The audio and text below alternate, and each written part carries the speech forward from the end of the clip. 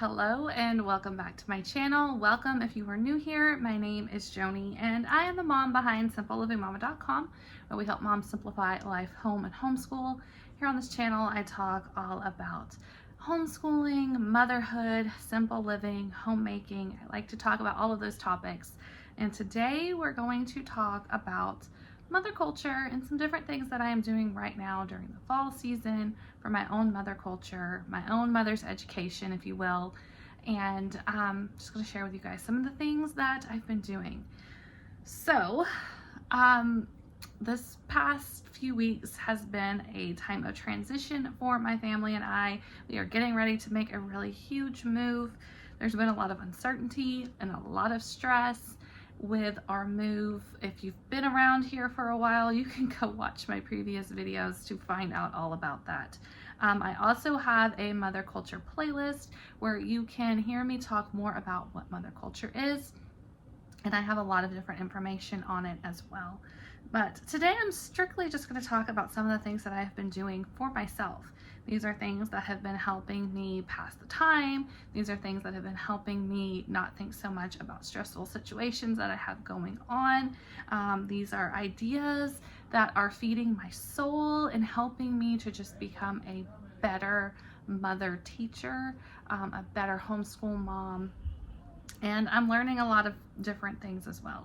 I've picked up a new skill. So we're going to talk about that today. So I guess the first thing that I'm going to talk about is I got a Kindle Paperwhite. So I got a Kindle Paperwhite. Here is what it looks like.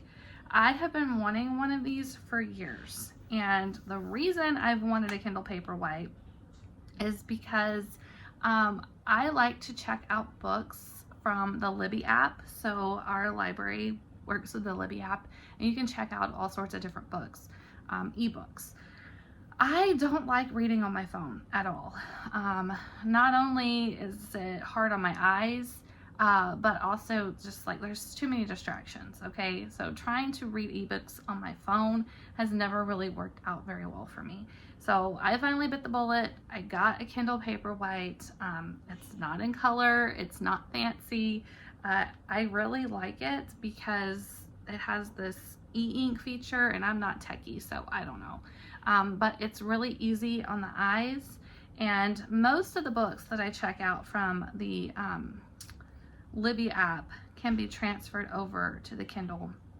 And I'm really using this mostly for entertainment purposes, just to read easy novels, books that are entertaining, and it's a great way for me to get lost in a book and not worry about notifications and stuff popping up on my phone. So this is a wonderful addition to my library.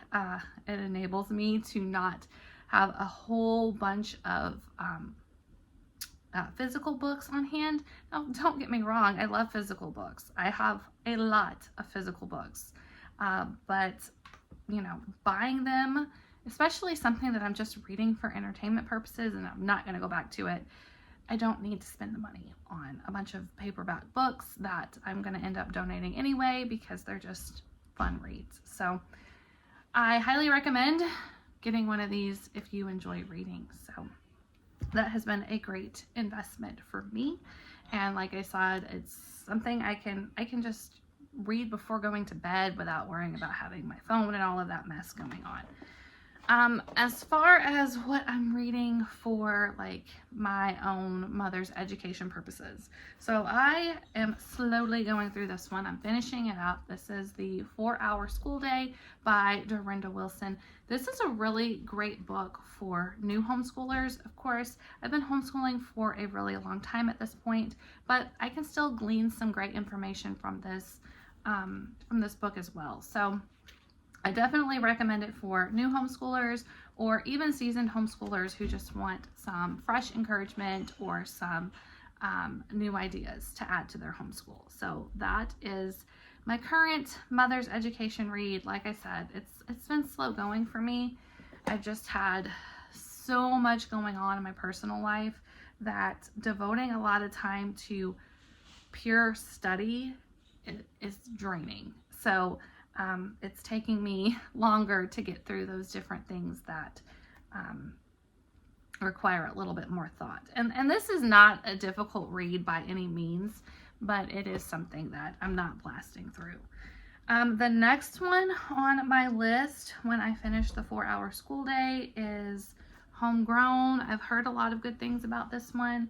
Guidance and inspiration for navigating your homeschool journey. I have not read any of it yet, so I can't give my opinion. I think this is like a compilation.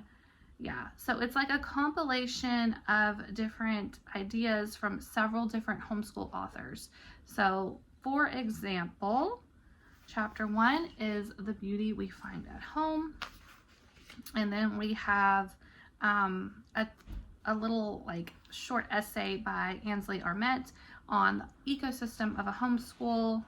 And then let's see, the next one would be by Greta Eskridge on cherishing the journey. So just lots of different ideas and little essays in here about homeschooling, just to, you know, give you a little bit of encouragement, a little bit of a nudge. So I'm looking forward to reading that one when I finish the 4-hour school day. Okay, the next thing that I've been doing is learning crochet. So I have wanted to learn how to crochet for a very, very long time. Last year I bought this kit for my daughter, and the good thing about this kit is that it has like a QR code that it comes with, and it has video instructions. So she didn't want to do it. None of us knew how to crochet. I was like, I'm gonna take this on. So I started working on it, and trust me, on days when I was super, super stressed out about this move, having this project to do took a lot of my time and took my mind right off of all of the things that I have to deal with this move. So it was great. And I'm going to show you, my unicorn is not very, he's got some problems. So I did mess up quite a bit on stitching this guy, but I mean, we're kind of similar here. He's not too bad. But he was my very first project, and even though he didn't turn out perfectly and I messed up quite a bit, I still think it was a lot of fun. And I did all of these correctly. So by the time I got to working on his mane and his tail and his little arms and stuff, I knew what I was doing. But the first part of the project is a little rocky. But anyway, especially my 4-year-old, she still loves him. So he's okay. I'm going to continue with crocheting. I'm learning how to do granny squares, and I have another crochet project that I'd like to do. I'm not going to start that one until after we move and get settled, because it's going to be a little bit more involved, but it's exciting. There's so much you can learn for free here on YouTube. So everything like the granny squares and all of the different stitches that I had no idea how to do, I just look them up on YouTube, and somebody has made a video teaching people how to do all of that stuff. So that has been really fun, and like I said, a great stress reliever and a great way to just not think about stuff that I've got going on. Plus, it's a fun handicraft, uses your mind, uses your fine motor skills. My girls, I'm gonna try to keep working with them on learning how to crochet, and maybe they'll pick it up too, and that we might just count that. Now, I was gonna do machine sewing, and I'm still planning to do that. So once we get moved, we're going to do machine sewing for our handicraft, but I think I might add in the crocheting, because it's really, once you understand the stitches and how it works, it's not that hard, and it's relaxing. It's a great project, a great little project to learn. Okay, and the final thing I want to talk about that I've been doing, and this is another one that is more of like a mother's education, and it takes a bit more brain power than just reading a simple novel that's basically just for entertainment purposes. I have been taking some online courses through Hillsdale College, and they have some amazing courses. So right now I am doing their Constitution course, and I'm doing their children's literature course. If you're a Charlotte Mason mom, that children's literature course is amazing.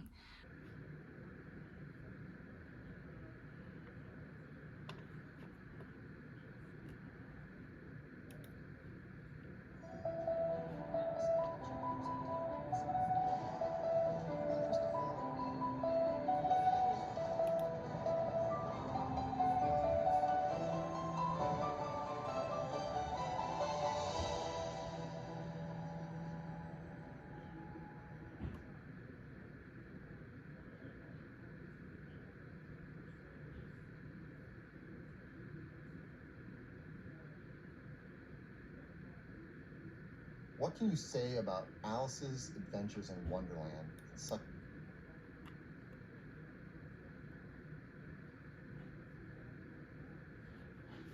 Now, like I said, I'm taking my time going through it. I'm only doing maybe like one class every couple of weeks as I have time to do it, but still it's great. The lectures are very, very good, and you can take notes. They have a little quiz at the end, and they're just super interesting and a great way to be a student yourself if you're interested in that. I don't get anything. These are totally free courses, by the way. So I'll leave a link down below if you want to go check those out. If you are a Catholic, I know there's been some talk in the Modern Immobilists group. This is not a Catholic college, but I think there's one course that is taught by a Catholic, and gosh, I can't remember what it was. I know there was talk about it in the Facebook group though. So even though they're not like specifically Catholic courses, I still think that they're really good, and they have merit if you're interested in those. So that is it for today's video. I hope that you enjoyed today's video. If you did, please give us a thumbs up and subscribe to the channel. I love talking about these topics. Let me know down in the comments below, what are you doing for your own mother culture? I do have some freebies related to mother culture as well. You'll find all of that in the description box. And I will see you guys in the next video.